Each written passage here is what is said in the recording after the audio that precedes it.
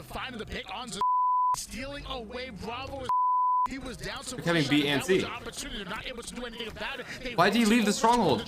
Oh my god, bro. Tell me you guys are watching this. If you guys are here, holy bro, tell me you guys just watched that game. That was insane. What in that the was insane. Bro. Holy that was a fun game to watch. Wow. Dude. Oh my. What the f? That was the best game of Halo Infinite I've seen played yet. Don't pause. Press play. Don't pause. One land win that we saw your Pioneers come out with the win, and that's enough to prove to me that Pioneers can take them out on any given Thursday, but it ain't gonna be easy, especially as Nick taking down one, grabbing the camouflage immediately, giving eUnited the advantage they're looking for off the break. I think you make a good point. Like, ACP can take down eUnited any given Thursday. The question is, on Sunday, can they take down eUnited? Because that's clearly been the monkey on the back. eUnited has the advantage in the series. They're the ones that won when the tournament life was on the line in Anaheim, and they're the ones that should be your favorite. Now, that being said, keep an eye on your man Talik on the other side of Pioneers. If they are going to win, it's because that man leads them to a victory. That being said, we're right into our losers final, and it's all eUnited to start. Yeah, I'm gonna agree with you 100%. Talik is definitely the leading slayer on this squad, and he can definitely, I mean, definitely also the emotional leader as well. But you know, on the other side, you got Spartan, who can definitely go toe to toe with him as well. We're on board now with Talik, catches a couple of back shots over towards Ryan Noob, and Ryan Noob being so crafty, buying enough time for the cavalry to come in. Beautifully played by Ryan Noob and eUnited, but it still ends up feeling 3 down for them. Pioneers having the double cap and completing the squad wipe. Yeah, Pioneers having some momentum, just like the momentum that Musabi's given us here in the channel, Tony. Another 5 gifted from the man. Thank you, Musabi. We appreciate you. But A and B moving hands back over to eUnited. Manny has the sword, right? So you're not super concerned about losing these hills. But then Sparty is going to find the timing to kill Manny and then get the double as well. And that's the last thing you want to see if you're the Pioneers, because now you've given up your sword. You don't have map position anymore, and you're fighting from your back foot. Soulsnipe hanging up high toward the top. BR throwing some denial grenades. Gonna grab himself a commando real quick, but has to go through Rain if he wants to advance forward, and sadly it's not gonna happen. Somehow Manny able to get away with the camouflage. Drunkus over towards the pit, but Rain taking him down. Manny able to break out, and he's the most important player on the map at the moment. He needs to find slays. He needs to make things hard for eUnited as his teammates are coming off of spawn. He already finds the perfect kill onto 1 gear. Well, that's the perfect that you're looking for. And now with this shock rifle, Manny can start to make some momentum in the game. But Ryan with that sword has just been a pain to deal with. He's been preventing them from capturing that A point, and he will get the reset as well for his team. Ryan Noob was the one that got those kills and, well, pushed Pioneers back. Now Manny, he's gonna go down, and this is just eUnited playing a better game of Strongholds in my opinion right now, Tony. But Pioneers still going blow for blow in the slays, and that's what counts at the end of the day. Ryan Noob, once again, I mean, Ryan Noob's been on a different level right now. That sword proving to be so vital, and it all comes back. Remember, Tony, that was the same sword that Manny dropped at the top of B Tower. And you gotta love when you combine it with the grapple as well. I mean, the dude rotated all the way from the gold side of the map through Long Haul and got to the C side within just a couple of seconds, taking down one with the sword, goes after Talik as well, and ends up with the shock rifle, repulsing the grenade back to Drunk. Beautifully played. Again, we're seeing that once again, grenade on the floor, repulsive back, and it's almost an insta-explode play with just 1 grenade and 1 repulsor, almost pulling off the upset in that gunfight did Ryan Noob. Sometimes when you use that repulse, it feels like you get like this extra aim assist with your grenade and trying to stick a player. That was an interesting one, using the repulse to get the insta-explode. Unfortunately, just doesn't quite work in his favor, but it's cool to see those little techniques start to come out, and they're going to be so prevalent as this game continues on and as the metas start to develop and as the micro skill of these players get better, expect to see more plays like that. But this is what's pivotal to the success of Pioneers, is having players like Soulsnipe be able to out-rotate eUnited, get into the correct positions and find slays, able to dissect the defense out of that BR tower, and now able to shore up over here at Glass and be able to watch the cross. Yes, they lost A, but I've been liking these plays from Soulsnipe, but you can already see he's having to go back to C. His teammates are falling. It's going to be up to Soulsnipe to win this fight. I mean, you're talking about meta plays, but I mean, we just saw Soulsnipe run away from the Mangler. Isn't that meta right now? Why does Soulsnipe not pick up the Mangler? Hey, you know what, Tony? The Mangler, kind of cringe. You know what I'm saying? We don't play with cringe guns here. You know, GAs out the Mangler. You know, until something happens with its balancing in the eyes of the pros, it's going to be not allowed in their matches. So don't expect to see anyone picking up those Manglers. Now that being said, the sword can feel kind of cringe sometimes too, but they're still playing with that one. Yeah, luckily the sword doesn't have the same respawn timer that the Mangler does, so you don't see it as often. And like you said, we don't play with cringe guns, but you didn't mention cringe swords. Soulsnipe staying alive over toward the bottom. BR then quickly going to change targets onto Spartan's Rain across the map. Beautiful nades going in, but not able to find the kill. Soulsnipe has to give up on that gunfight and rotate early toward the A side, but as I say that, he's shut down immediately. eUnited finding 2 picks and the lead. Sparty now has this, he has this whole important spot. He's this outside player that needs to find these kills. Unfortunately, Truck's gonna get that trade onto him, and that's gonna prevent Spartan from keeping that cross. And although he is gonna get bailed out by Rain winning that gunfight, it's so important to make sure that you always have those crosses accounted for, and that when you are that perimeter player, you're valuing your life and your presence on the map. Rain gonna try to advance forward. Does have Manny and Soulsnipe that he's gonna have to go through, and he just loses his duo that he's not gonna be able to bait and switch with anymore. So now Rain electing to slow things down.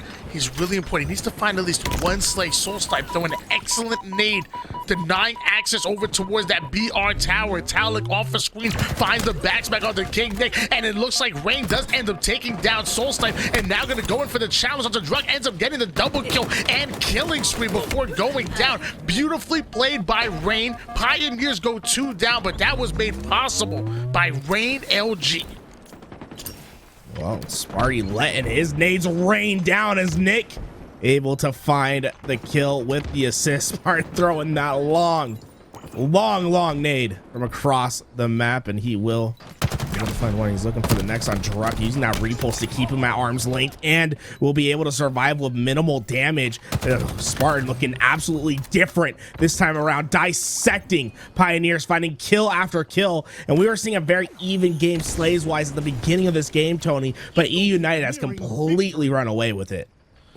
And Spartan not going to give up his position. He's going to stay up high over toward the A side. He realized the double cap is fully in effect at the moment. And at this point, it's up to Pioneers to try to break through. As I say that, Drunk finds the first one and strike first. They do. Soulsnipe going to try to advance forward over towards Bravo. Not able to do it.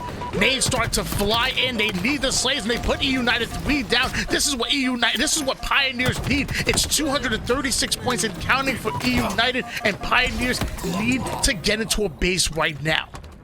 Soulsnipe almost made the play of plays right there with that repulse. Unfortunately, it wasn't enough. And you know, oh my God. Grapple yourself back in, and boys, buckle yourself up, because we're gonna have one hell of a finish. A and B moving over towards Pioneers, but no, the fight at B is lost, and now it's gonna be up to Druck to make a miracle play. He thrusts himself into the hill, having 4 seconds to spare, trying to grab B and repulsing those grenades away. B will transfer hands, but you're talking about playing just about a perfect game from the Pioneers. Creative play coming out of Druck, and at a perfect time as his teammates able to find the frags onto the kill feed, taking down eUnited, momentarily putting them 3 down. Manny yet finding another kill onto the feed. Cross map shots coming in out of Druck, but Ryan Noob heat checking the Pioneers. And now we're on board with Soulsnipe, looking to pull off the impossible. Comeback of this magnitude has not been seen before here on Stronghold's Recharge. Soulsnipe has the dilemma over there where he was like, do I go for the sword or do I stay active in the fight? And he decided, hey, I can't really direct myself away from that hill at the moment. I have to stay and help. Double kill for Talik. He's looking for the trip on Ryan, but Ryan with a well-placed grenade that'll transfer the hill's hands. But A already on the rotation, and Druck will be able to get that kill. But if they would have gotten that kill right away, Tony, it would have been a trip cap for the Pioneers. Instead, eUnited now having opportunity. Manny's going to be able to shut down Spartan. So the scoring still going in the favor of Pioneers, but eUnited always playing the edge. If there's one mistake that's made by the Pioneers, it will be punished. Manny needs to do his best to survive, and that's not going to be... Oh, man, I spoke to... Oh, he goes for the reach shell. He's going to fall anyway. Top red. Going to move back over to eUnited. Trip cap for Pioneers, but it's not going to be long lasting as they need to find some more slays. And that was another 3 down going in favor of your Pioneers. Ryan was the final player alive, and he tries to be a nuisance, tries to take down one as he hits the black screen here. He gets Soulsnipe and Manny getting a beautiful bait and switch combination. I'm wondering, where was this Pioneers throughout the first half of this game? How did they allow eUnited to dig them into such a hole? Because they're playing lights out. They're firmly in control and have just put a trip cap on the board. But Ryan has the camo. He needs to make a play. And the play is being made right now. Ryan Noob trying to get himself towards A. Soulsnipe's going to be able to stop the presence at B for just a second. C still rotating hands, and it will go back into the Pioneers. Oh, man, this one's getting close, Tony. Only 20 seconds separating, and Manny won another pit fight over at B. Can they win the fight at C? Druck, no, he's going to fall, but C and B still in the hands of Pioneers. Still holding on to a dub cap is your Pioneers. Manny able to find the trades, and these trades are going in favor of your Pioneers, but the question is for how long. There's multiple players at eUnited funneling toward the B side. They're able to take the dub cap, and there was no overextension. Now they have to win this B fight. Talik able to take down Ryan, who slides within there, stops the timer immediately, and the dub cap has been saved by Pioneers, and the upset still possible as they're approaching the 240 point mark. Garrett, is this gonna happen? Do you believe in miracles? Because we're witnessing one. It's only 1 second for the eUnited team to win. Sparty falls. 4 seconds and ticking. This fight at B is so critical, and it's won. But C's rotating hands. Talik, can he get to A in time? He hits his head. He's there. He's there. He's in A. They're getting it. Oh my God, the push to B is happening. eUnited, can they get there in time? They're there. It's still coming down to time. This fight's so critical. Nick is able to get it, but the time is stopped by Talik.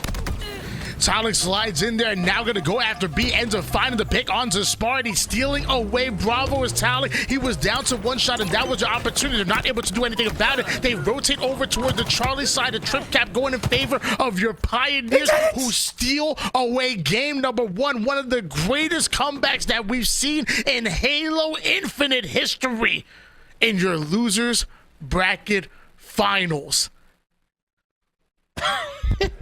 Yo, they did it. Oh my God. Wow. Just, you gotta be strutting around the house right there. There was no opportunity to choke at all at the end of that game, and they did. Every single player stepped up and did what was necessary. And it really shows you that the new comeback mechanics that were added to Halo Infinite were so needed, Tony. Being able to get in those hills and stop the timer, stop the clock is what's so important, while the Pioneers just pulled off a miracle.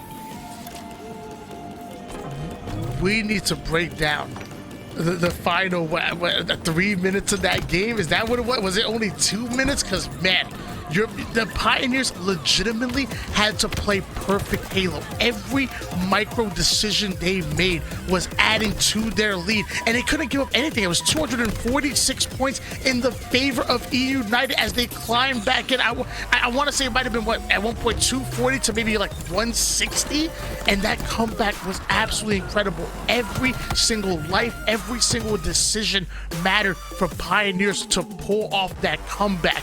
I can't believe what we just saw, Garrett. I'm gonna have to rewatch this 10 times, 10 times straight.